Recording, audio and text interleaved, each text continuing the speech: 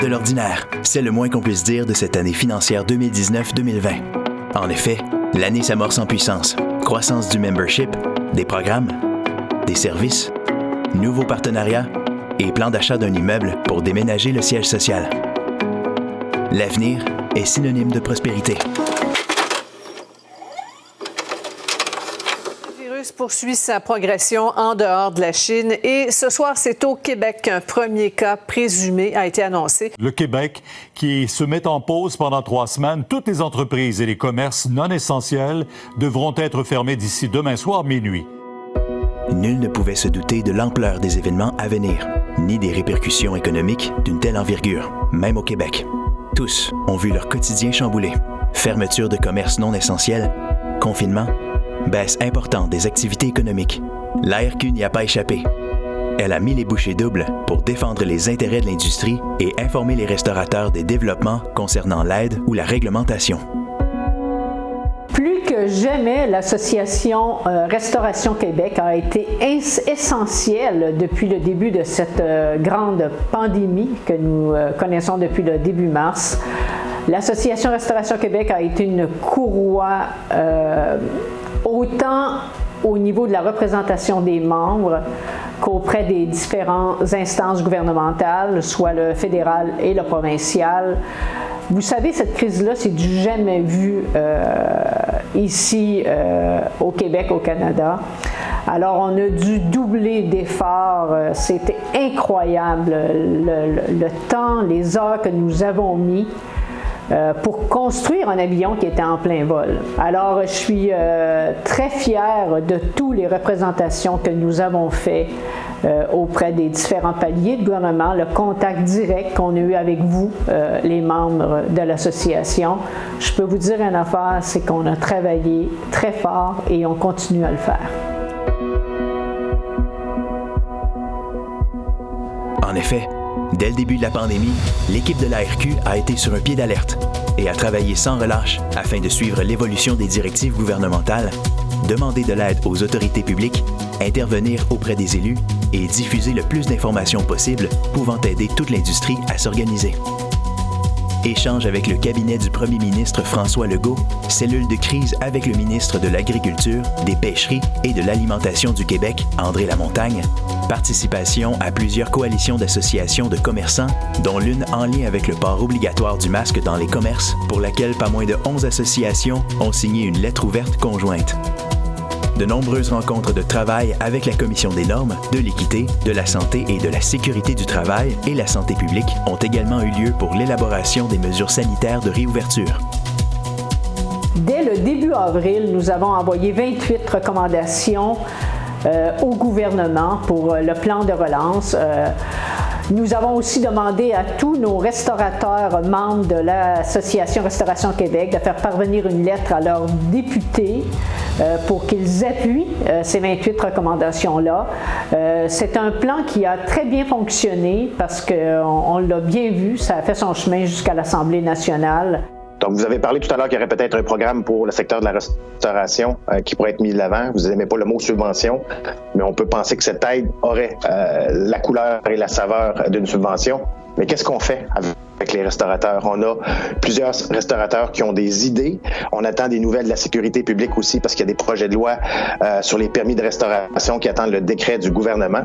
Mais à votre avis, M. le ministre, combien de restaurateurs on va perdre? Comment ils vont en rester? On travaille aussi avec l'Association des restaurateurs. Mon collègue André Lamontagne leur parle régulièrement. Moi, je leur ai parlé aussi via le tourisme. Il y a des idées qui émanent des restaurateurs. Alors, c'est pas vrai que ça va être le gouvernement seul qui va décider comment est-ce qu'on va allouer les crédits qu'on va devoir mettre en place. Alors, je suis à l'aise que nos consultations qui sont faites de façon assez ordonnée, je pense, nous donnent des bonnes idées des restaurateurs. On a une idée, on va avoir une idée encore plus claire. Quand allons-nous réouvrir les restaurants? Dans quel contexte vont être réouverts? Et là, c'est plus facile pour nous de mettre des programmes en place pour, des terrasses sur les rues, par exemple, n'importe quoi qui va faire en sorte que le trafic va augmenter. Et s'il y a une déficience, il va falloir trouver une façon de compenser une partie pour qu'il permette de retour à la profitabilité. On revient au même point de tantôt que je parlais avec M. le député Déligan. Les loyers, les employés, puis les taxes. Alors, il faut trouver une façon qu'on peut alléger et permettre aux bons opérateurs de pouvoir survivre cette période-là. Ensuite, quand on pense à l'admissibilité de beaucoup de restaurants auprès d'Urgence, canadien qui nous a énormément aidés, de l'accessibilité à la PCU pour un plus grand nombre de propriétaires, les assouplissements de la SAQ et l'aide au loyer, et là, j'en passe. Aussi, il ne faut pas oublier que c'est grâce à l'Association Restauration Québec que nous avons pu ouvrir nos salles à manger en juin.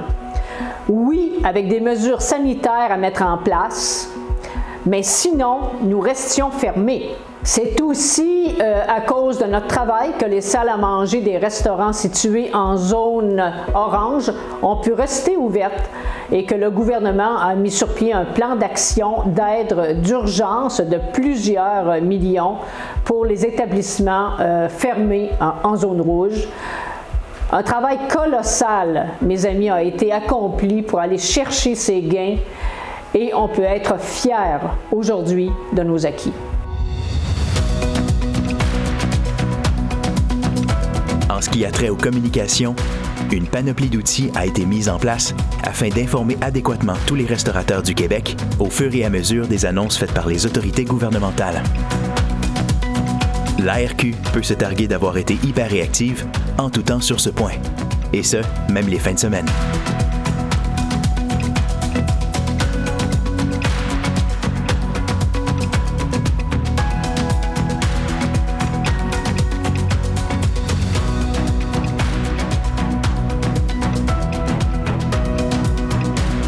L'ARQ a été présente pour tous.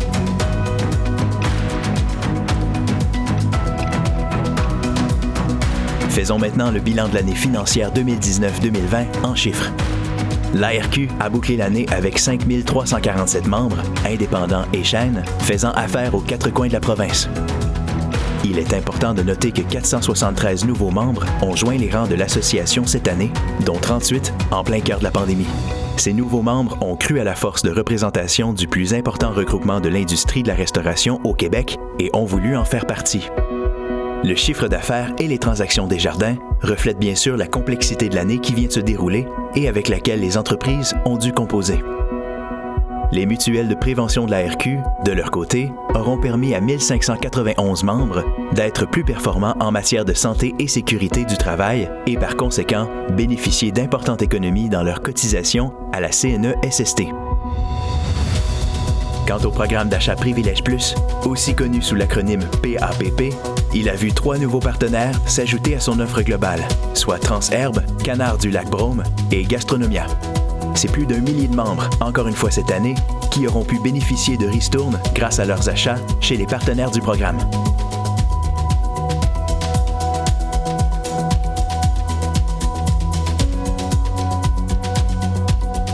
En plus des partenaires du programme d'achat, l'ARQ peut offrir rabais et services à ses membres grâce à la participation de dizaines d'autres. Cette année, d'importants partenariats se sont ajoutés à l'offre, soit ceux avec Global Payments, nouveau propriétaire des services marchands de Desjardins, solution employeur Desjardins, de même que celui avec YouEat. Le plan stratégique 2017-2020, qui en était à sa dernière année, a vu ses projets presque tous réalisés, malgré la situation des derniers mois. Le plan stratégique 2020-2025, déposé au CA et qui devait être approuvé, sera remis à plus tard. Un plan d'affaires pour l'année 2020-2021, en réaction aux événements actuels, sera plutôt mis en place.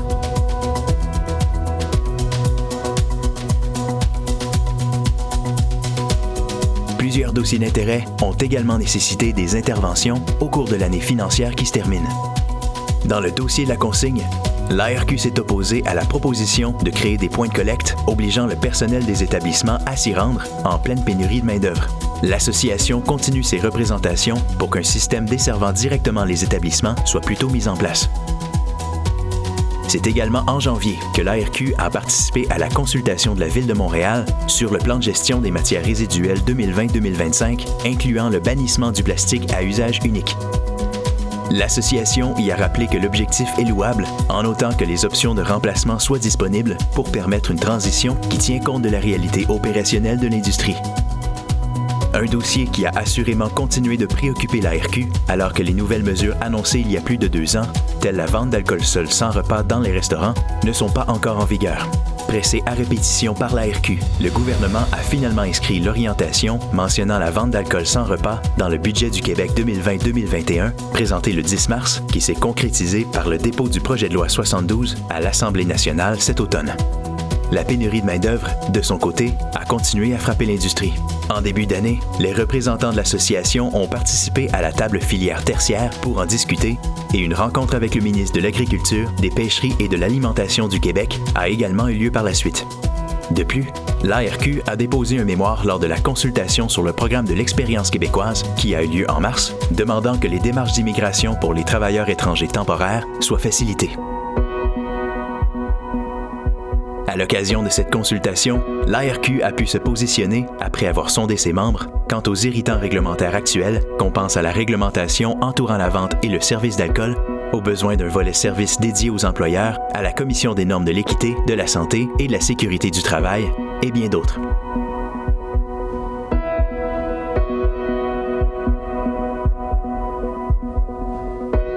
L'ARQ aura tout de même eu le temps d'aller à la rencontre des restaurateurs lors de ses 2 premiers salons ARQ Contact de l'année financière 2019-2020, soit à Québec, lors de la dernière rencontre annuelle, et à Lévis en février.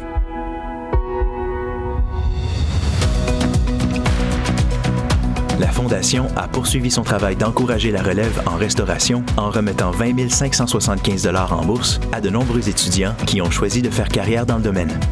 Et pour l'aider à encourager encore plus de passionnés sur les bancs de l'école, Fromage CDA s'est associé à la Fondation ARQ en lançant 2 nouveaux fromages, soit la relève et le boursier, dont 3 $ par meule vendus iront à la Fondation.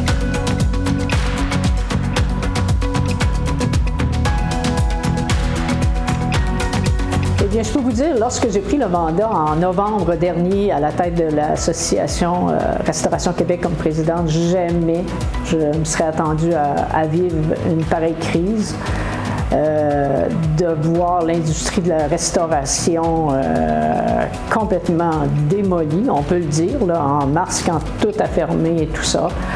Un travail immense, colossal. Les gens de la restauration, ce sont des gens résilients, travaillants et qui sont capables de passer à travers beaucoup de choses. Hein? Eh bien, moi, je me suis retroussé les manches et puis on a travaillé de concert avec la permanence de l'Association Restauration Québec pour que vous, tous, membres, on voit la lumière au bout du tunnel. Je nous la souhaite pour 2021. Il reste encore beaucoup de travail.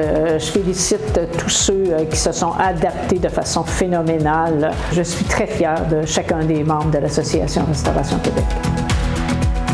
L'Association Restauration Québec.